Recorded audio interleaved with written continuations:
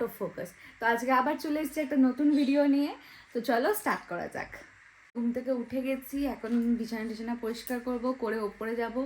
সকালবেলা আমার সমস্ত প্ল্যান ভেস্তে গেছে, কারণ এডিট করতে করতে অলমোস্ট আমি 4টের সময় ঘুমিয়েছি। তারপর মানে শুধু এডিট না, তারপরে গান শুনছিলাম, আমার নিজেরও ফল্ট আছে। তো গান শুনে পরে 4টের সময় ঘুমিয়েছি।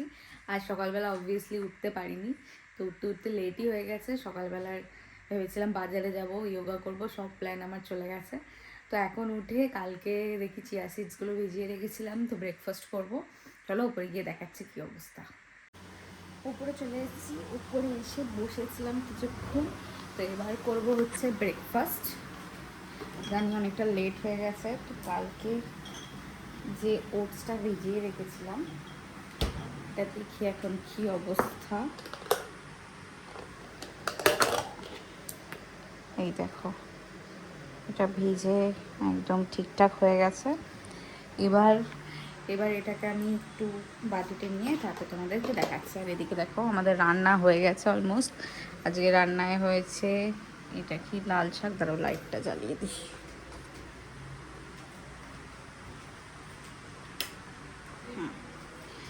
তো ফার্স্টে এখানে হয়েছে পোস্ত, ঝিঙে আলু পোস্ত, আর হয়েছে ডাল, এই যে আম ডাল।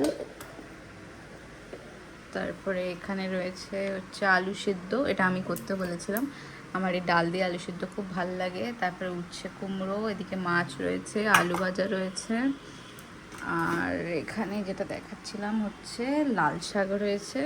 হ্যাঁ, লাল শাক আর পোস্ত রয়েছে। একদম আমাদের হালকা ফুলকা রান্না করতে বলেছি।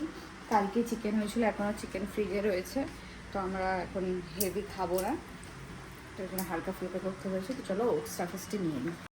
তো এখানে দেখো আমি বাটিতে হাফ কোয়ান্টিটি নিয়ে নিয়েছি, যেহেতু আমাদের দুজনের জন্যই ভিজিয়ে রেখেছিলাম, তো হাফ আমি বাটিতে নিয়ে নিয়েছি, বাকি ওই বাটিতেই ওর জন্য রেখে দিলাম।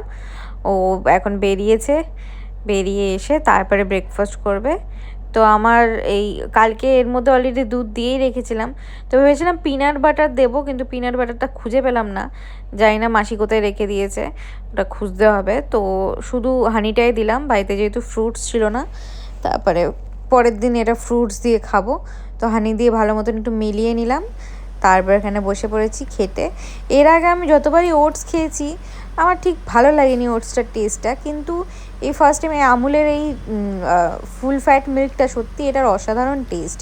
এটা যে কোনো মানে বোরিং খাবারকেও খুব সুন্দর খেতে বানিয়ে দেয়। তো ওটস আর চিয়া সিডস যে দুটো জিনিসই আমার একদম পছন্দ না, কিন্তু এরমভাবে মিক্স করে রাখার পর এটাই কি খেতে ভালো লাগছিলো, তো আমার খুব ভালো লেগেছে এটা খেতে। তো এরপরে মাসি ফ্রুটস কেটে রেখেছিল, মানে শুধু তরমুজটাই ছিল, তো সেটাকে আমি বের করে খাচ্ছিলাম। ফ্রিজ থেকে বের করা তরমুজ ঠান্ডা ঠান্ডা খুব ভালো লাগছিলো, আর গরমকালের জন্য না তরমুজ খুব ভালো বাকি ফ্রুটসের তুলনায়। এই তরমুজটা খাওয়া উপকার, একেবারে জলেরও কাজ করে, প্লাস একটা খুব শান্তি লাগে একটা তরমুজ খেলে। তো এখন বানাবো হচ্ছে বেলের শরবত। তো বেল থেকে ফার্স্টে যে ইয়েটা হয়, আঁশটা হয়, সমস্ত বের করে নিয়েছি। কিছুটা এখানে আমি ছেঁকে রেখেছিলাম, কিন্তু ওটা হাতে ঠিকভাবে হচ্ছে না, তো এটাতে ভালো করে জল মিশিয়ে এটাকে মোটামুটি একটু পিউরে তৈরি করেছি। তো এবার এটাকে ছাঁকনি, এটা সেই কিনে এনেছিলাম নতুন ছাঁকনিটা, এটা দিয়ে আমি এবার ঘুরিয়ে ঘুরিয়ে রসটাকে বের করে নেবো। তারপরে তার মধ্যে দই ফই মিক্স করে বানাবো হচ্ছে বেলের শরবত। তো এটা আমি ফার্স্টে ছাড়িয়ে নিই, তারপর তোমাদের দেখাচ্ছি যে কীভাবে শরবতটা বানাচ্ছি। তো এখন স্নান টান করে নিয়েছি, স্নান করে এখন আমি নতুন নাইটি পরেছি, এই দেখো হলুদ নাইটি, খুব সুন্দর নাইটিরা হয়েছে। তো সেটা মা কিনে দিয়েছিল। তারপরে এখানে আমি বেলের শরবত করে নিয়েছি, এই দেখো এক ডাব্বা, যে দই দিয়ে একটু চিনি দিয়ে সুন্দর করে শরবত করানো হয়ে গেছে। এবার আমরা লাঞ্চ করব। তো এখন খাবার বেড়ে নিই, বেড়ে তারপরে খাবার খেয়ে তারপর চলো তোমাদের সাথে কথা বলছি। তো খাওয়া হয়ে গেছে, এখন যাচ্ছি নিচে গিয়ে এখন একটু টিভি দেখবো বা একটু ঘুমোবো, দেখি তারপর সন্ধ্যাবেলা দেখা যাক কী করি, প্ল্যান তো রয়েছে, তারপর দেখাচ্ছি তোমাদের। তো এখন সন্ধ্যাবেলা রেডি হয়ে গেছি, বেরোচ্ছি একটা জায়গায়, চলো রাস্তা দেখাচ্ছি কোথায় যাচ্ছি। এখন বাজে রাত 8:30 মতন আর আমরা বেরিয়ে পড়েছি। খুব তাড়াতাড়ি বেরিয়েছি কারণ আমাদের সাথে আরও দুজন বন্ধু কাম দাদা, মানে ওই আকাশদা লিটনটা দেখতেই পাবে ভিডিওতে, তারাও যাচ্ছিল। জাস্ট কোনো রকম মেকআপও করার টাইম পাইনি, হালকা লিপস্টিক লাগিয়ে জামা পরে বেরিয়ে পড়েছি। আর কোথায় এসেছি সেটা তো তোমরা এতক্ষণে বুঝেই গেছো, উজ্জ্বলদার বিরিয়ানি। আর কি ভিড়, জাস্ট ভিড় দেখো। এমনিতেই রাস্তাটা খুব কনজেস্টেড। মধ্যমগ্রাম স্টেশনে নেমে 2 পা হাঁটলেই উজ্জ্বলদার বিরিয়ানি। আর ব্রিজের নিচটা এমনি কনজেস্টেড থাকায় ভিড়টা এখানে আসলেই বুঝতে পারবে যে কি লেভেলের ভিড়। তারপর এখানে দেখলাম প্রচুর লাইন দিয়ে মানুষ দাঁড়িয়ে রয়েছে। এখানে দেখো সারি সারি বিরিয়ানির হাঁড়ি, পরপর হাঁড়ি কেটেই চলেছে। আর সুন্দর ডিসপোজেবল থালায় দিচ্ছিল, কোনো প্রবলেমও নেই। একদিকে বসে খাওয়ার জন্য প্লেট উঠছে আর ওদিকে পার্সেল যাচ্ছে। দেখো পরপর বিরিয়ানি কাটা হচ্ছে। তারপরে অনেকক্ষণ লাইনে দাঁড়ার পর ফাইনালি আমাদেরও টাইম হয়ে আসে, কিন্তু আনফর্চুনেটলি তখন জানতে পারি যে মাটন শেষ হয়ে গেছে, এটা অনলি চিকেন বিরিয়ানি দেওয়া হচ্ছে। তো তখন অলরেডি 9টা বেজে গেছিলো। আমাদেরকে বলা হয় 9:20 নাগাদ বিরিয়ানি নামবে, মানে মাটন বিরিয়ানি নামবে। তো এখানে দেখো চিকেন চাপটাও খুব সুন্দর বানিয়েছে, খুব সুন্দর স্মেল আসছিল। আর এত লাইন, এখানে শুধুই চিকেন বিরিয়ানি নিচ্ছে কারণ মাটন শেষ হয়ে গেছে। দেখো বড় বড় আলু দিচ্ছে। এখনও অবধি আমাদের এক্সপেকটেশন খুব হাই ছিল। তারপর আমরা ভেতরের দিকে গিয়ে বসি। বাইরেটাও সিটিং ছিল, কিন্তু গরম বেশি ছিল বলে ওই জন্য এই যে এখানে মেনু কার্ড অলরেডি দেয়াই রয়েছে। তারপর আমরা ভেতরে গিয়ে বসে পড়ি। এখানে অর্ডার দেওয়া অলরেডি হয়ে গেছিলো, আমাদের পে করা হয়ে গেছিলো। ওনারা একটা টোকেন দিয়ে দিয়েছিল, সেই টোকেন নিয়ে আমরা চেয়ারে গিয়ে বসে পড়ি। তারপর ওনারা এক এক করে ওই টোকেন নিয়ে যাচ্ছিলো আর বিরিয়ানি দিচ্ছিল। তো ফার্স্টেই ওনারা পার পার্সন একটা করে বোতল প্রোভাইড করেন, মানে যটা বিরিয়ানি, একটা স্পেশাল বিরিয়ানি নিলে একটাই বোতল দেবে, দুজন থাকলে বোতল দেবে না। আর ওখানে লেখাই ছিল যে এক্সট্রা বিরিয়ানি নিলে সেখানে কন্টেনার দেওয়া হবে না কোনো পার্সেলের জন্য, প্লাস যদি একটা বিরিয়ানিকে দুজন শেয়ার করে খায় সেখানে কোনো এক্সট্রা রাইস দেওয়া হবে না। তো এইসবই সব রুলস লেখা ছিল। তারপর ফাইনালি আমাদের বিরিয়ানি দিয়ে যায়। তো আমরা যেহেতু রেওয়াজি পিস চেয়েছিলাম, তো ওনারা বলে যে এসে দেখে যান কীরকম কী পিস লাগবে। তো গিয়ে আমাদের কোনো পিসই রেওয়াজি মনে হয়নি, তো ওনারা ওনাদের মতনই দিয়েছে। তো যখন বিরিয়ানিটা এলো তখন ফার্স্টেই বিগ ডিসঅ্যাপয়েন্টমেন্ট ছিল যে মাটনটা একটাও ভালো না, প্রত্যেক কটা হাড়। এই দেখো সবার এক্সপ্রেশন দেখো, খেয়ে দিয়ে সবার মন ভেঙে গেছে। আলুটা তো রীতিমতো আমি যুদ্ধ করে ভাঙছিলাম, এতটা শক্ত আলু। আর তারপরে আমার স্পেশালি আমার মাটনের জায়গায়, মাটনটা সফট ছিল, ভালো সিদ্ধ হয়েছে, কিন্তু আমার মাটনের জায়গায় পুরো হাড্ডিই ছিল। সামনে আমার অপোজিটেই যে আকাশদা বসেছে তারও পুরো হাড্ডি মাংস পড়েছিল, কিন্তু সে চেঞ্জ করে নিয়েছিল, বাট আমি আর চেঞ্জ করিনি। দেখো আমি স্ট্রাগল করছি রীতিমতন আলু ভাঙার জন্য। বিরিয়ানিতে এই আলুটাই কিন্তু মেন, এই আলুর টেস্টের ওপরই বিরিয়ানির টেস্ট ডিপেন্ড করে। তো তারপরে দেখো মাটনটা দেখো সফট ছিল, আমি বারবার বলছি সফট ছিল, কিন্তু না একটুও রেওয়াজি পিস ছিল, একটুও চর্বি ছিল না।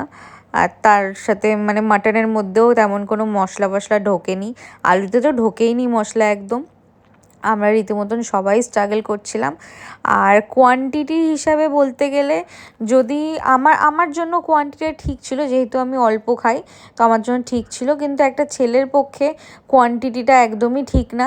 সবাইকে রাইস নিতেই হয়েছিল, যেমন এনারা 3 জন অলরেডি রাইস রিপিট করেছিল, আর যারা যারা খেতে আসছে সবাই অলরেডি রাইসটা রিপিট করছে, কারণ অল্প কোয়ান্টিটিই দিচ্ছিলো। তো এই যে আমাদের প্লেটের অবস্থা, আমি ওই কোয়ান্টিটি খেতে পারিনি। আর আলুটা জাস্ট দেখো, এখানে পুরোপুরি জোর লাগিয়ে চেষ্টা করা হচ্ছে, তবু আলু ভাঙা যাচ্ছে না, আলুর এমন অবস্থা। আর এদিকে দেখো হাড্ডি পড়ে রয়েছে, দেখো সমস্ত মাংসই পুরো হাড্ডি। আমার তো পুরো রাইসও রয়েছে, এই মাটনগুলো দেখো পুরো হাড্ডি মাটন। আলু আবার দিয়ে গেছিলো, সেই আলুরও সেম অবস্থা। দেখো আকাশদা রীতিমতন ঘুষি মেরে চেষ্টা করছে, তাও আলু ভাঙতে পারছে না, এই রকম অবস্থা। তো যতটা এক্সপেকটেশন নিয়ে গেছিলাম, পুরো এক্সপেকটেশনের 1%ও ফুলফিল হয়নি। আমাদের সবারই মুড খারাপ হয়ে গেছিলো। আর তার মধ্যে দেখো কিছু কিছু মাংস এরম পুড়ে গেছিলো, পোড়া পোড়া পার্ট, মানে বিরিয়ানি দিয়ে অলমোস্ট, মানে মাংস দিয়ে স্পেশালি স্মেল ছাড়ছিলো একটা পোড়া পোড়া, হয়তো নিচের দিকটা ধরে গেছিলো, এই জন্যই এরকম অবস্থা। তো মানে বিগ ডিসঅ্যাপয়েন্টমেন্ট ছিল এটা একটা। বলো তোমাদের দুজনে কেমন? একদম বেকার। বা আলু সেদ্ধ হয়নি, মাংস পুড়ে গেছে, একদম মানে খেয়ে খেয়ে শান্তি থাকবে না। ওভারঅল যদি কেউ ফুড ব্লগারদের দেখে আসে তাই একদমই রেকমেন্ডেশন তো আমি দিচ্ছিই না, ভুলেও কোনোদিনও এসো না। আলু মানে সেদ্ধ তুমি দেখতে পাবে, ঘুষি মেরে আকাশ আলু ভাঙছিল। লিটন একটা মাংস দিয়েছিল যেটা ছুঁড়ে মারলে মোটামুটি ব্লেডের মতো কেটে যাবে, ঠিক আছে। আর আমার মাংসের হাড়গুলো আমি তোমাদের দেখাবো একটু পরে গিয়ে কন্ডিশনে ছিল। আমার তো মাংসই পড়েনি, আমার পুরো হাড়ই ছিল। তারপরে আমরা বাড়ি আসার সময় মন খারাপ নিয়ে একটা করে অরুণ আইসক্রিম খেয়ে নিই। তো আমরা এসে গেছি এখন বাড়িতে, আর সবার ফার্স্টে যেটা দরকার সেটা হচ্ছে এটার, কারণ ঠিক করে ডাইজেস্ট হচ্ছে না। এবার রিভিউর কথা আসি। ওখানে আমাদের ভিডিও দেখে তোমরা বুঝতেই পারবে, মোটামুটি আমরা এক্সপ্রেশনে বুঝিয়েছি। ওখানে কথা বলা যাচ্ছিল না, মানে অনেক সাউন্ড ছিল, ওই জন্য ঠিকঠাকভাবে রিভিউ আসেনি, তবু যতটা পেজ ক্যাপচার করেছি। এবার মেন কথায় আসি, খুবই অ্যাভারেজ খেতে, মানে হাইপ করেছে যেটা সে ওইটুকুই। আর মেন একটাই জিনিস যেটা ভালো বলতে হয় যে আনলিমিটেড রাইস দিচ্ছে। এবার বিরিয়ানি তো কেউ আনলিমিটেড বলতে অত খেতে পারবে না, সবাই অল্প কোয়ান্টিটি খাবে। আর যে রাইসটা যে বেশি করে আরও নেবে সেটা দিয়ে যে খাবে, তার জন্য মাটনের পিসটা জাস্ট এইটুকু, তার মধ্যেও ম্যাক্সিমামটাই হাড়, মানে 70% হাড়, আর তার মধ্যে একটুখানি কোনো রকম মাংস। তো রেওয়াজি বলতে তো নেই একদম, আমরা রেওয়াজি বলেছিলাম, তো বলেছিল স্পেশালি আসো এসে দেখে যাও একদম পিসগুলো। তো কোনো পিসই ভালো ছিল না, কোনোটাই ভালো ছিল না, সব পিসই মানে মাটনের পিসগুলোই ওরকম হাড়যুক্ত আর একদম অল্প অল্প মাটন। আর আমাদের সাথে স্পেশালি, জানি না অন্য কারোর সাথে ঘটেছে কিনা, আমাদের সাথে স্পেশালি যেটা ঘটেছে, জঘন্য আলু ছিল বিরিয়ানির, মানে কলকাতা বিরিয়ানির তো আলুটা মেন। আলু মানে আমরা দাদা বৌদির বলো বা ডিবাপির বলো, আলুটা এত সুন্দর খেতে, আমাদের কখনো মানে আলু ফেলা যায় না, সবসময় আলুটা আগে মানে আমরা পারলে এক্সট্রা আলু কিনে আনি। আর এখানে আলুটা জাস্ট শক্ত জঘন্য খেতে একদম, মানে ভেতরে না কোনো মশলা ঢুকেছে না কোনো। আমরা আরও সেকেন্ড টাইম আলু মানে ওনারা রিপিট করে দিয়েছিল, কিন্তু সেটাও একই, মানে শক্ত না হলেও আরও পরে আরও সিদ্ধ করেছিল, তো ওই জন্য একদম মানে একেবারে টেস্ট নেই। বাকি রইল রাইস, ওটা মোটামুটি মশলাযুক্ত ছিল যথেষ্ট, আর মোটা চালের মানে সরু চালের ছিল না, মশা ঢুকে গেছে দেখো। তো মোটা চালের, আর যথেষ্ট ড্রাই, মানে গলায় লাগছে। ওরা ওই জন্য অলরেডি এক্সট্রা জলের বোতল, মানে একটা করে জলের বোতল পার পার্সন প্রোভাইড করছিলই, কারণ ওনারাও জানে যে কতটা ড্রাই হচ্ছে।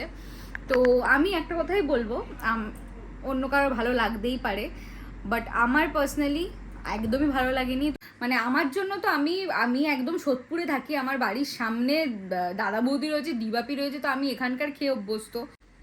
তো তোমরা যারা বাকি ফুড ব্লগারদের ভিডিও দেখে যাবে, তো আগে থেকেই বলে দিচ্ছি, ওনারা হয়তো হাইপ করে বলে বা প্রমোশনের জন্য বলে, কিন্তু সেই অনুযায়ী তেমন একটা ভালো না। 230 টাকা হিসেবে আনলিমিটেড রাইসটাই দিচ্ছে, কিন্তু তার সাথে ওই তো রাইসটা কন্টিনিউ খাওয়ার জন্য মাটনটা জাস্ট এইটুকু, তো ওটা দিয়ে তো খাওয়া পসিবল না। তো মানে মাটনই নেই, মাটন হাড় দিচ্ছে, তোমরা ভিডিওতে দেখতে পাবে, আমি মানে ভিডিও রেকর্ড করেছি ওইখানে। তো আমার জন্য খুব একটা ভালো লাগেনি উজ্জ্বলদার বিরিয়ানি। তো তোমাদের যদি ভালো লেগে থাকে বা তোমাদের এরকম যদি এক্সপিরিয়েন্স থাকে, তো আমাকে অবশ্যই কমেন্টে জানিও। আর আজকের জন্য এটুকুই শেষ করছি, এরপর আরও এরকম রিভিউ নিয়ে আসবো। আমি যদিও ফুড ব্লগার না, আমি অনেস্ট রিভিউ দিই, আমি কোনো জায়গায় প্রমোশনও করি না, কোনো জায়গায় আমি নেগেটিভও বলি না। আমার যতটা ভালো লেগে থাকে, আমার যা এক্সপিরিয়েন্স হয় আমি সেগুলোই শেয়ার করি। তো যদি ভালো লেগে থাকে তো অবশ্যই লাইক, শেয়ার অ্যান্ড সাবস্ক্রাইব করে দিও। আর এরকমভাবেই ভালোবাসতে থাকো, সবাই খুব ভালো থাকো। আজকের জন্য টাটা।